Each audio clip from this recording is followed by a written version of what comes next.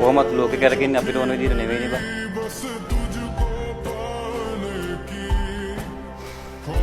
මේක හරියට පුනාටුවට කලින් එන නිහඬියාව වගේ. හැබැයි පුනාටුව එනවා සත්තයි.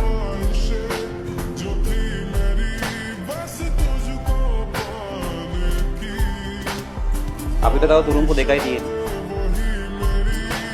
එකක් දාලා බලමු. හරි ගියේ නැත්තම් වෙන වැඩක් බලමු. මට මේ විදියටම හැංගි හැංගි ඉන්න නේද?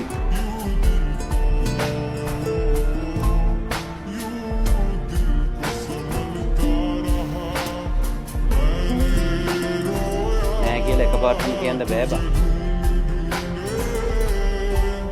හැබැයි අපි මේ ගේම් එක හරියට ප්ලේ කරොත් මේකට සම්බන්ධයෙන් බිමටම සමතලා කරොත් ඔව්. ඔතන එළියට එන්න පුළුවන්.